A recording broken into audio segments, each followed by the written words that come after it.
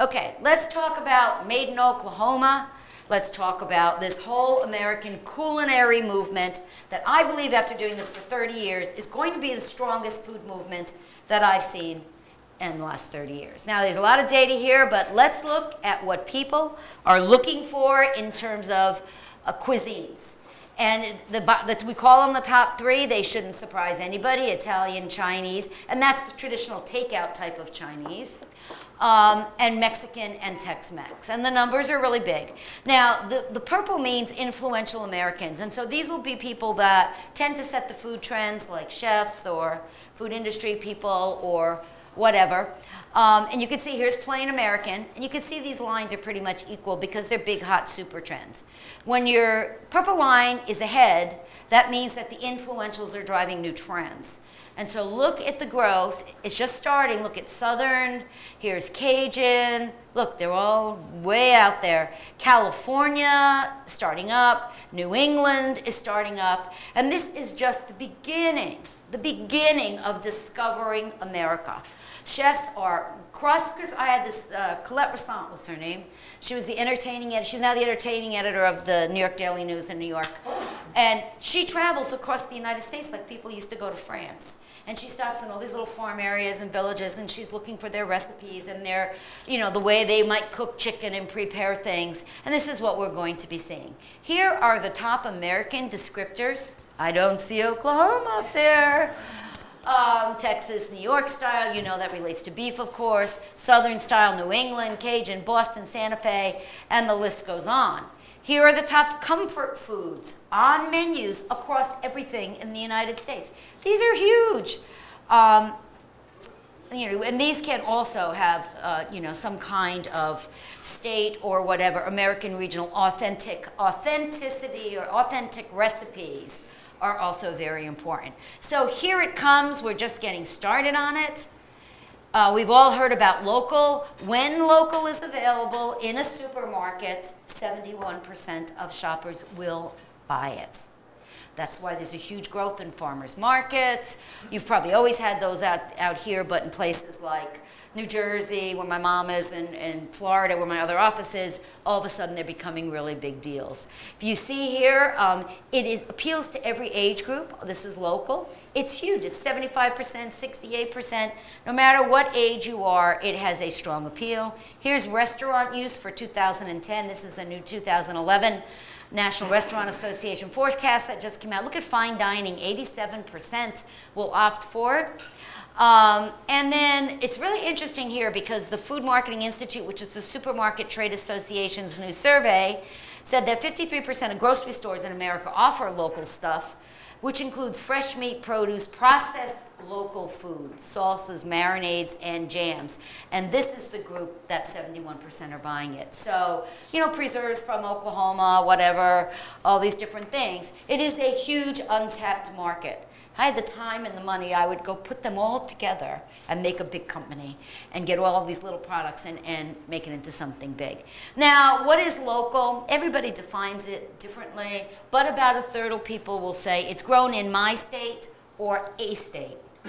So you can brand it with states, but you don't have to brand it with states. You can brand it by anything: rainfall, soil, region, county. The more sexy it sounds, or the more peaceful it sounds, or the more pure and clean it sounds, like Copper River. Have you ever been to the Copper River where they're fly fishing for salmon? And there's so many opportunities here, and we'll get that into it in a minute. But it's a huge opportunity. Now, remember before I said that the young people are the #1 gourmet store buyers, right? By the way, something like Alaska Seafood, when they go to buy seafood, it influences almost 9 in 10 buyers when they see it's from Alaska, because they picture it as very pure, clean water. And it's the same thing you have to create. Now, the point of this is that all these Americana products are premium products. They are not on the cheap, and they don't need to be on the cheap. Right now, they're being sold in gourmet stores, and look what they're buying in gourmet stores in 2011. Right here. Here's their ages. Remember, the younger people are the biggest buyers. And of anything, they buy Italian, obviously, a lot of pasta sauces here, some Hispanic stuff, a lot of sauces, and then regional American foods. 40% of these groups regularly go into the gourmet aisle to buy these things. That is a big number. And so we need to get our products. I just put some of the ones that are out there. You know, Wisconsin cheese. Wisconsin cheese is just a bunch of little artists. My girlfriend runs that program. A bunch of little artisan cheesemakers who got really smart.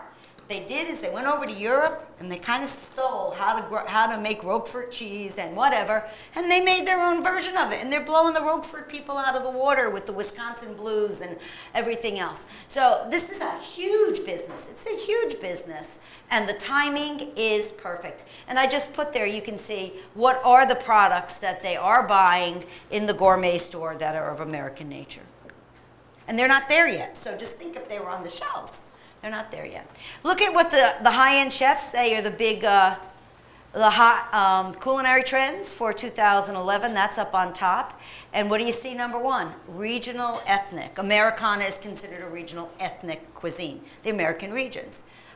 So it's, whoever thought that the chefs would be there saying that. Then you go down and you get your things like ethnic fusion, of course, meaning mixing cuisines together, Southeast Asian, here comes the Thai, the Vietnamese, etc. And you go on down. So look at American, we looked at that before, we won't go through it again, but all the local stuff, even in the quick service, fast food, and in the regular restaurants. And you know, when people come to me and go, oh, I can't do that, how do I make my restaurant local? Hey, two of the most local things in the world are eggs and butter. I mean, eggs and milk, because it's delivered by some kind of a local system. So anybody could really McDonald's can get to local if it wants to.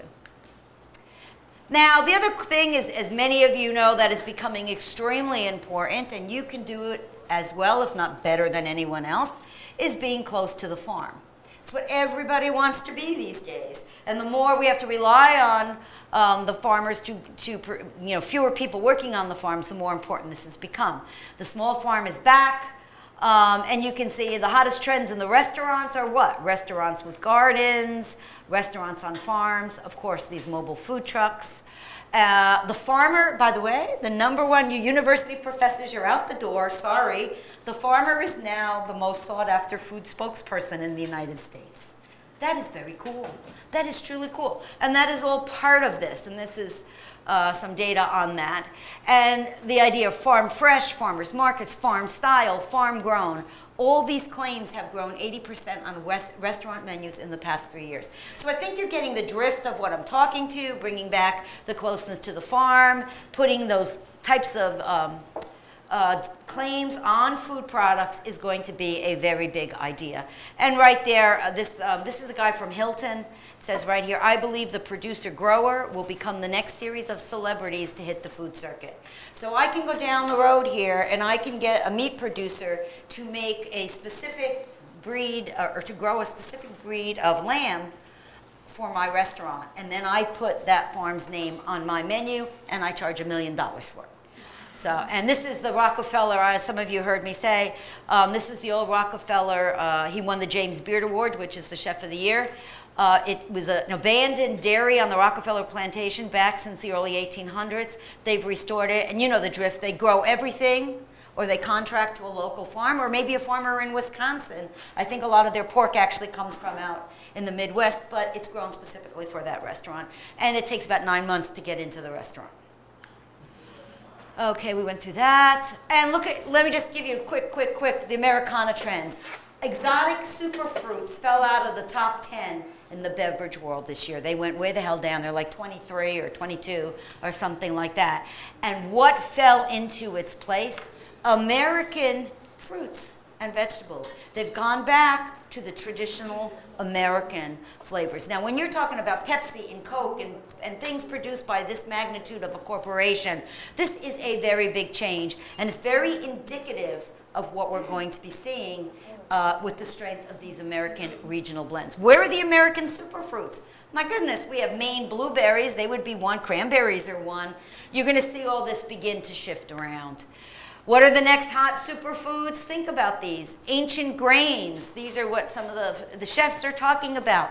A lot of those, I'm sure, are grown in Oklahoma or can very easily be grown in Oklahoma. Quinoa and kamut and spelt and amaranth and buckwheat.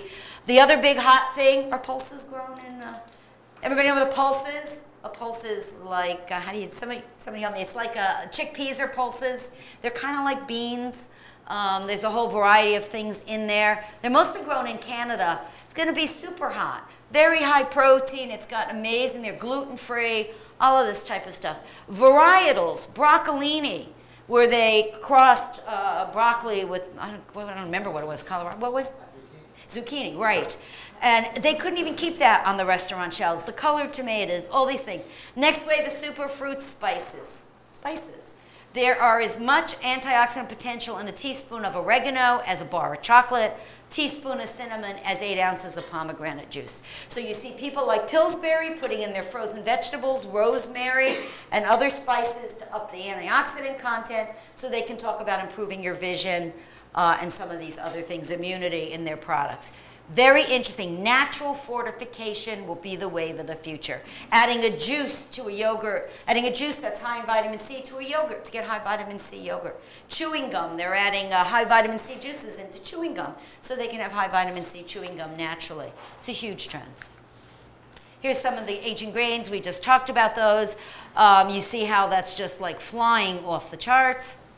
Lastly, and then we'll quickly talk a little bit about nutrition, is the power today of being grown or raised in the United States is probably the most important marketing claim, if you're on a fresh commodity, you could use.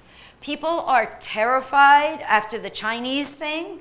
The only ones who beat us out, and I spoke up in Canada not so long ago, and I got like 6 requests to speak again after I showed them this graph, because Canada outranks the United States just by a hair.